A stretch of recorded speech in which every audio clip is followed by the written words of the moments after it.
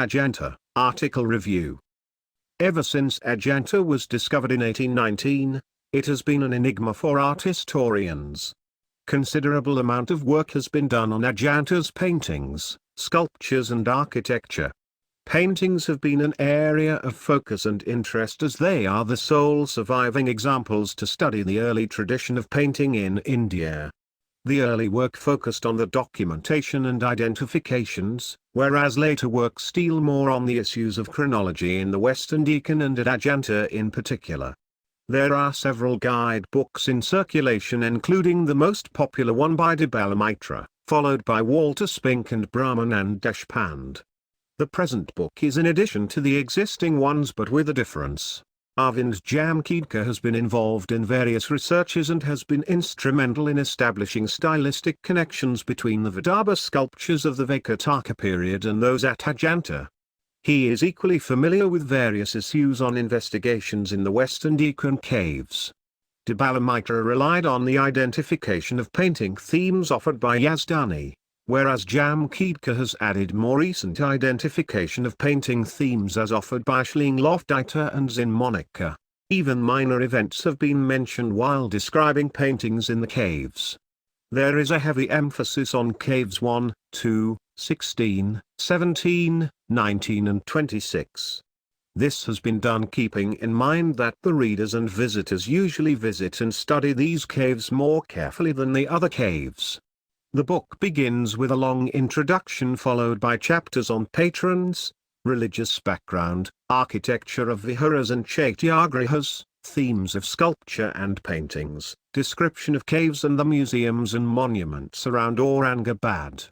Thus, it departs from the other guidebooks in circulation, as they do not offer such a lengthy introduction and other information in the form of various chapter headings. Before reading on Ajanta, it becomes necessary for readers to go into certain background information related to religion, sculpture and architecture. The brief description about the concept of the Chaitya Viharas and Chaitya Viharas, the painting techniques, different figure and sculptural representations, etc., is extremely useful. It has been adequately explained how such different architectural plans are used within the site of Ajanta, so that the reader faces no problem in understanding the architectural development when the author is describing various caves. With the change in the nomenclature of the shrine, there is also a change in its visual representation. Such inferences are drawn on the basis of inscriptional evidences that are available at Ajanta itself. For a common reader and a visitor, the religious background is explained briefly, focusing on the spread of Buddhism, developments in Buddhism along with how various image representations, mainly the images of bodhisattvas, are sculpted and painted at Ajanta as well as in the Western Deccan. The notable observation in this regard is how the Sarvastivadians are dominant at Ajanta. Though a brief history of the Buddhist religion is emphasized by showing philosophical and doctrinal difference with Brahmanism, the author adheres to the notion of homogeneity of cultural traditions. Undoubtedly, Sanskrit became the language of intellectual debate and Buddhists too responded by using it, but linking Sanskrit with the practice of image worship is a problematic statement. It is a well-known fact that many commentaries on the Tripitaka are written in Sinhali language whereas the main text of the Tripitaka is in Pali language. One would have to study what kind of Sanskrit has been used by the Buddhists, so that one can dispense the notion of Sanskrit being one structured grammatical language. Sharing of gods between Buddhism and Hinduism has to be contextualized in its social and political relevance, and this cannot be ascribed to the simple belief of commonality. This is so because even though the two religions differ from each other in their social and religious ideologies, however, sometimes the distinction between Buddhist ritual practices and those of Shaivism gets so blurred that it becomes difficult to differentiate the two. However, the Western Deccan was not a witness to such developments which took place in the Himalayan region. Jamkhedkar observes that in the older Cave 10, there are visual representations of the Jatakas, whereas in the subsequent Cave 9, particularly in the later period when the cave was repainted, images of Buddha attended by Vajrapani and Avalokiteshvara are emphasized. As and when a beholder enters in Cave 9, He or she indeed confronts this problem. Such small but very important issues are adequately addressed in this guidebook.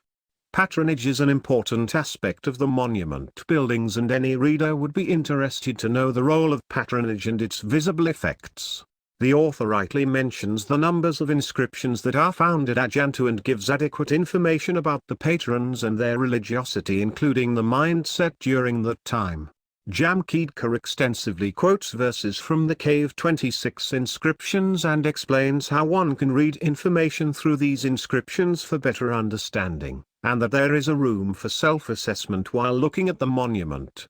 Wherever needed, readers are also informed about the interesting parallels that happened between Ajanta and Western Deccan cave sites. When it comes to the tradition of painting, Chitrasutra of the Vaishnu Dharmottara Purana is quoted extensively by many scholars without critically examining its practical viability.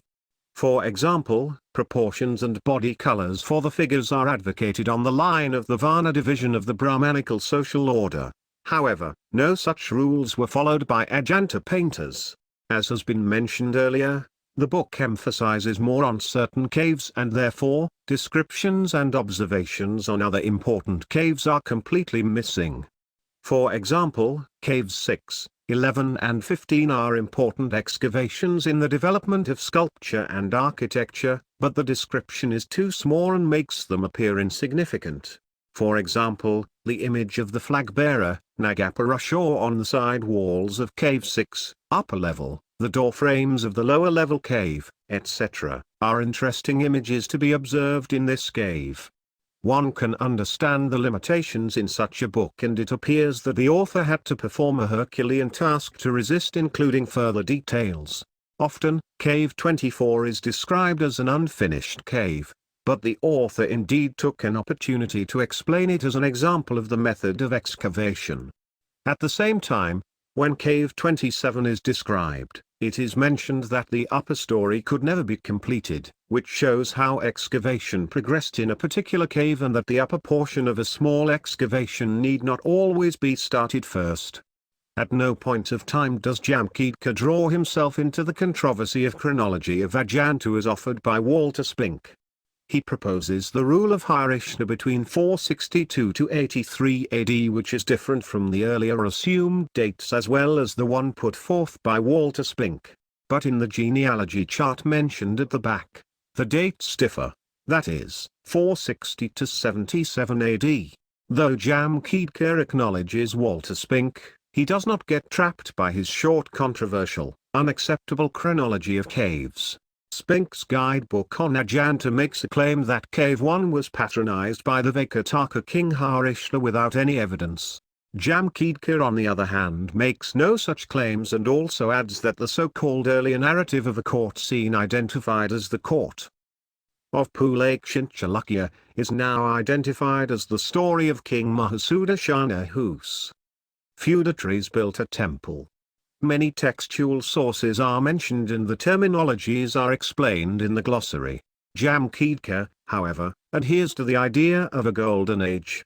Though the book is addressed to the general reader, appropriating the golden age theory percolates into the mind of its reader, whereas the historically constructed notion of golden age is the most meaningless exercise in the present-day historicism.